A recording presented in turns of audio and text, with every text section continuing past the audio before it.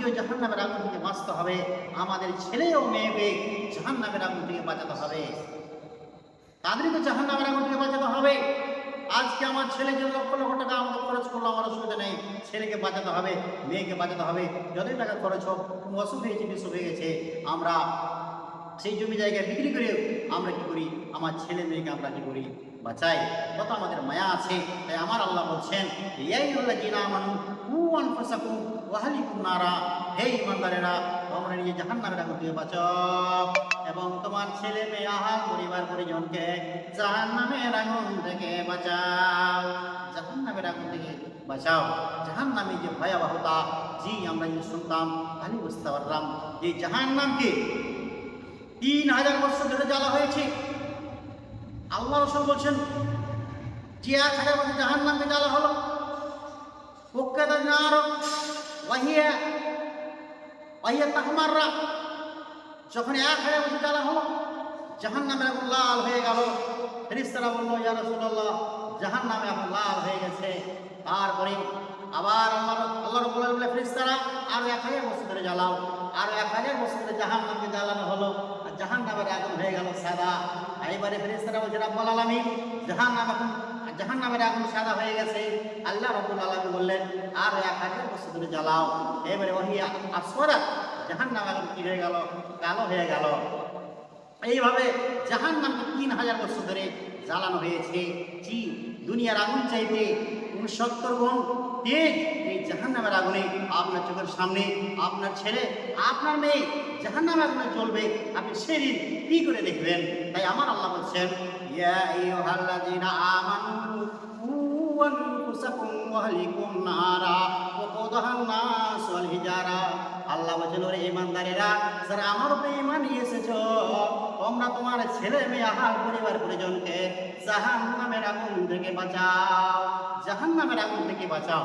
তাহলে আমাদেরকে জাহান্নামের আগুন থেকে আমাদের ছেলে মেয়েকে যদি বাঁচাতে হয়, তাহলে তাদেরকে সলাতের কথা বলতে হবে, তাদেরকে পর্দার কথা বলতে হবে, ভালো উপদেশ তাদেরকে দিতে হবে এবং তাদেরকে ভালো কথা বলতে হবে।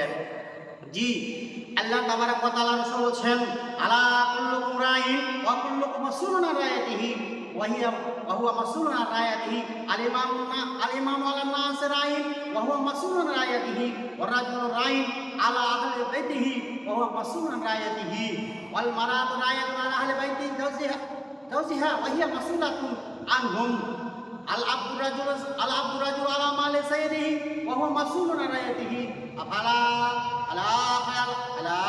কুল্লুকুম রাইন ওয়া কুল্লুকুম মাসউলুন। মুত্তাফাকুন আলাইহি। আল্লাহ রাসূল বলছেন, আলা কুল্লুকুম রাইন ওয়া কুল্লুকুম মাসউলুন আন রাইয়াতিহি। আল্লাহ রাব্বুল আলামিন যতগুলি প্রতিনিধি আছে, আপনার প্রধানমন্ত্রী থেকে নিয়ে আপনার যতগুলি আপনার কি আছে, গার্জেন আছে, দায়িত্বশীল আছে, প্রত্যেকটা দায়িত্বশীলকে আল্লাহ রাব্বুল আলামিন জিজ্ঞাসাবাদ করবেন। জি, আল-ইমামু আলা নাস রাইন। জি, যারা সমাজে, যারা বিচারক, যারা গার্জেন, যারা সমাজের বিচারক আছে, তাদেরকে আল্লাহ রাব্বুল আলামিন জিজ্ঞাসাবাদ করবেন। জি, তুমি তোমার গ্রামকে সঠিকভাবে চালিয়েছো কিনা, তুমি ইনসাফ করেছো কিনা। ওয়া রাজুলু রাইন আলা বাইতি জাওজি আলা আহলি বাইতি জাওজিহা। আল্লাহ রাব্বুল আলামিন বাড়ির যে প্রতিনিধি, তাকে জিজ্ঞাসাবাদ করবেন। জি, তুমি তোমার বাড়িকে সঠিকভাবে চালিয়েছো, চালাওনি, তোমার ছেলে মেয়েকে সলাতের কথা বলেছো কিনা, পর্দার কথা বলেছো কিনা, রোজার কথা বলেছো কিনা, দিনের কথা বলেছো কিনা। আল্লাহ তাবারাক ওয়া তাআলা আপনাকে জিজ্ঞাসাবাদ করবে। এবারে আপনার বাড়িতে কর্তা, যে আপনার বাড়ি, যে আপনার স্ত্রী, তাকে জিজ্ঞাসাবাদ করা হবে যে তুমি তোমার মেয়েকে, তোমার ছেলেকে সঠিকভাবে পর্দার কথা বলেছে কিনা, সলাতের কথা বলেছে কিনা, এবারে তাকে সঠিক উপদেশ দিয়েছে কিনা। আল্লাহ রাব্বুল আলামিন জিজ্ঞাসাবাদ করবে। শুধু তাই নয়, আল্লাহ রাব্বুল আলামিন জিজ্ঞাসাবাদ করবেন যারা চাকর বাড়ি, তাকে জিজ্ঞাসাবাদ করা হবে যে তুমি তোমার গোলামের, তুমি তোমার মালিকের অনুগত্য করেছি করনি, আনুগত্য করেছি করনি, তোমার গোলাম, তোমার মালিকের কথা তুমি মেনে চলেছি চলনি। আলা কুল্লুকুম রাইন ওয়া কুল্লুকুম মাসউলুন আন রাইয়াতিহি। সমস্ত দায়িত্বশীলকে আল্লাহ রাব্বুল আলামিন কিয়ামতের দিনে জিজ্ঞাসা করবে, ছেড়ে দেবে না। জি, তাহলে আমরা সেদিন বিচারে কাঠ ঘোরাতে গিয়ে আমাদেরকে জবাবদাহি করতে হবে। আমরা আমাদের ছেলে মেয়ে, আহাল পরিবার পরিজনকে যদি আমরা সলাতের কথা না বলে থাকি, দিনের কথা যদি আমরা না বলে থাকি, জি, আল্লাহ রাসূল বলছেন, জি, আল্লাহ রাসূল বলছেন, আল-আলাদা মা ওয়ালাদা লাহু ওয়ালাদুন ফালিউসিন ইসমাহু মা ওয়ালাদা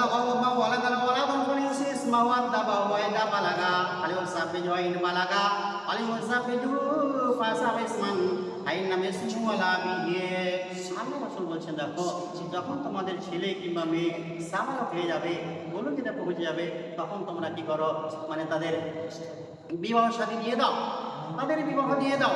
আর যদি বিবাহ না দাও, আর যদি কোনো পাপের কাজ করে, কোনো অবৈধ কাজ করে, তাহলে সেখানে কি হবে, মানে সেই গুনাহ বাপের উপরে চলে যাবে, বাপের সমস্ত গুনাহ চলে যাবে। তাহলে আমাদের মেয়েরা সাবালিক হয়ে গেলে আমাদেরকে বিবাহ দিয়ে দিতে হবে। ছেলে সাবালক হয়ে গেছে, ছেলেদের কি করতে হবে, বিবাহ দিয়ে দিতে হবে। যদি তারা যদি গোপনে কোনো পাপ করে, তাহলে মা বাবার কাছে চলে আসবে। এবং মাতা পিতারও কর্তব্য হচ্ছে জি ছেলে মেয়েকে দ্বীনের শিক্ষা, উপযুক্ত শিক্ষা দিতে হবে।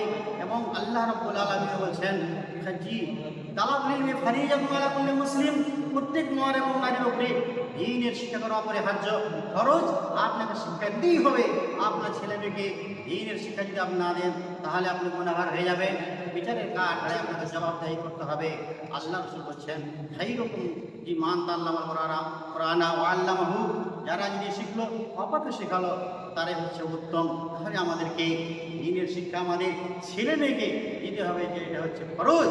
এই রাসূল বলছেন তালাবুল ইলমি ফারিজাতুন আলা কুল্লি মুসলিম, প্রত্যেক নর এবং নারীর উপরে দ্বীনের শিক্ষা করা ফরজ। আমাদের প্রত্যেক গার্জেনের উচিত এবং কর্তব্য নিজের ছেলে মেয়েকে দ্বীনের উপযুক্ত শিক্ষা দেওয়া।